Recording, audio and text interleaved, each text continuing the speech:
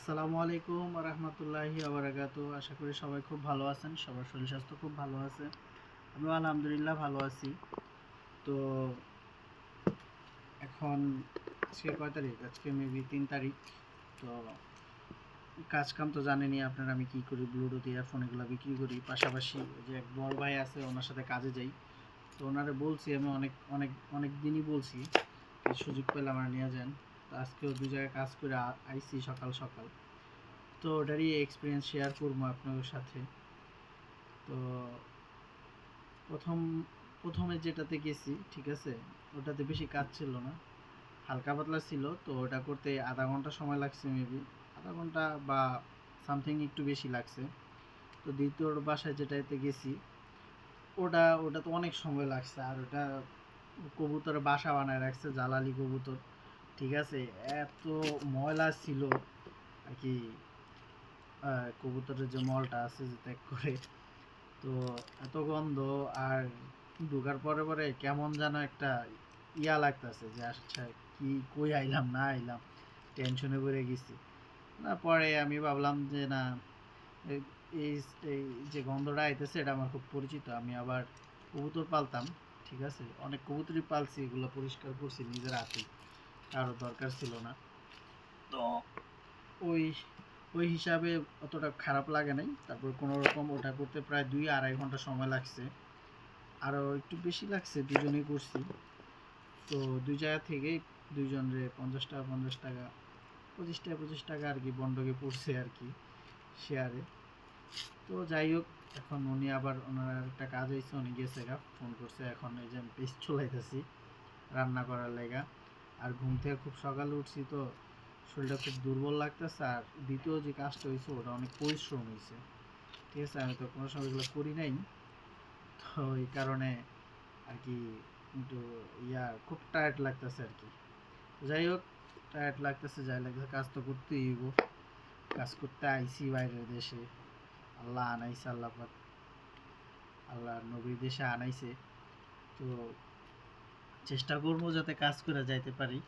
আর এখন রান্না বান্নার কাজ ধরছি। আসলে রান্না বান্নার ভিডিও আমি কইরা রাখি, আমি ছাড়তে পারি না, তো পুরোটা সম্পূর্ণ হয় না। নয় রাঁধছি, নাইলে রান্নার পরে যে খাওয়া দাওয়া ওটা করি না, কিছু না কিছু বাকি পড়া যায়।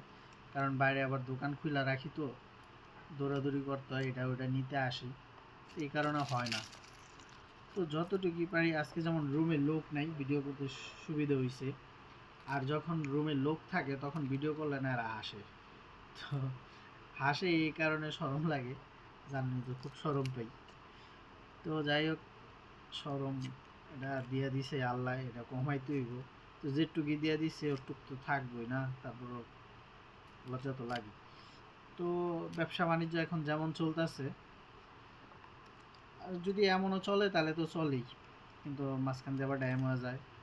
আর কালকে একটা মজার ব্যাপার ঘটছে কি, কালকে যখন আমি দোকান খুলতে গেছিলাম, তখন যেগুলা আপনার রাস্তাঘাটে চেক দেয় ওটার নাম হচ্ছে বলদিয়া। অনেকেই এটা এই শব্দের সাথে পরিচয়, আর যারা বাংলাদেশে আছেন তারা হয়তো জানেন না, কিন্তু সৌদি আরব সবাই জানে বলদিয়া কী চিজ। তো বলদিয়ার সামনেই আমি মাল লয়ে গেছি মাল বইতে। পরে ওই যে ইয়েমেনি, যেটা ওই যে আমি একটা ভিডিও ছাড়ছিলাম, সাদিক সাদিক বলি, ও ও আমার ডাক্তার কয় কি রে তুই দেওস না, বলদিয়া খারাপ হয়েছে, চেক দিতেছে, তো সাহসে কুলায় কেমনে মাল লাগাইতেছ যায়। পরে আমি দৌড় দিয়ে মালগুলো উড়াই নিয়েছি। উড়াই নেওয়ানোর পরে অনেকক্ষণ পরে ও গেছে, ওই মাছের দোকানে চেক চলতেছিল, ওই চেকের কারণে আর কি, ওই চেকের সামনে আমি মাল বসাই, এই কারণে আমি আর বসাইনি কালকে। পরে সন্ধ্যার পরে বসাইছি। তারপর একটা ব্লুটুথ বিক্রি করছিলাম। যাই হোক, চলবো আস্তে আস্তে, সময় পরিচিত বা পরিচয় বাড়লে বা পরিচিত হইলে, ঠিক আছে, তখন এগুলো বাড়বে, আস্তে আস্তে ঠিক হয়ে যাব। আর আমাদের বাংলাদেশের যে অবস্থা এখন, বাংলাদেশে যাই কি কিছু করার নাই, বাংলাদেশে সব কিছুই খুব খারাপ অবস্থা। আর বাকি রইল আমার কি অবস্থা। কালকে গেছি চুল কাটাইতে, বাইরে ভাই ইন্ডিয়ান, ঠিক আছে, চুল কাটাইতে গেছি, ও কোনো রকম মনে হয় কাটছে, মাথা টাথা কাটছে, কাটার পরে এখন আর পরে আমারে কাটার ভিতর 4-5 বার জিজ্ঞাসছে যে এই যে কি কয়, কয় দাড়ি ফেক নাই। কই কি আইডা কোনো জিনিস যে তুই ফেককা ফালাই দিবি? 4-5 বার জিজ্ঞাসছে, কয় আমার দাড়ি উঠে নাই, আমার বয়স হয় নাই। কয় তোর তো বয়স হয় নাই দাড়ি উইঠ, ঠিক আছে? তোর বয়স কত, কেমনে কি? আমি কই আমার বয়স যতই তুই এটা ফালা, আমার বয়স হয়ে যাবে 22 বা 20। কয় কি কস? কয় হ। একে না আমি এমনি দেখা যায় 18 বছর, কিন্তু আমার 20 বছর, ঠিক আছে? তো এই যে ফালাই দিছে, ওই মিলাইতে পারবো না, এতে কি করবো? আমিও 3-4 বছর পরে সেই বললাম। তো তারপরে আর কি মনে মনে কানে ধরছি যে তোর কাছে আর আমি আর আইতাছি না। বাঙালির কাছে যায় মরমো, তারপর আর দুইটা কথা কই আইতারমু যে তোর এটা হয় নাই। আরে কইলা বুঝে না, বুঝে ঠিক আছে, না বুঝার বান ধরে। এখন তো ভুল হইছে, কি করার আছে? এই তো মানতে হইব। তো যাই হোক, আমি এ পর্যন্ত ওনার লগে ভালো এই 200-250 টাকার কাজ করছি। এই মাস থেকে শুরু হয়েছে, দেখি আল্লাহর রহমতে কিরকম। ওনারা আমি বলছি, উনি কইছে আমার কিছু কাজ দিব, মাসে 1000-1200 টাকার কাজ করব। আমি চাইছি এখন বাকিটা যদি আল্লাহ তালা মিলায়, তাইলে এই কাজ পাওয়া যাবে, কোনো ঘটনা না। হ্যাঁ, আর যদি কাজ না মিলায়, উনি যদি না পায় আমার করতে নিব। আর ওনার সাথে লোক, আর সেদিন এক সৌদির বাড়িতে গেছিলাম, ও যে রুমের ভিতরে একটা খাট আছে, ঠিক আছে, 4 জনে মিল্লা ঘুরাই দিয়েছি, 4 জনটা 120 টাকা দিছি। তো সবাই একরকম না, কেউ মন মানসিকতা ভালো বেশি। এখন ওই হিসাবে মন মানসিকতা সবারই ভালো। আমরা টাকা কম দিলে বা বেশি দিলে আমরা মনে করি খারাপ, টাকা আল্লাহ ভরসা।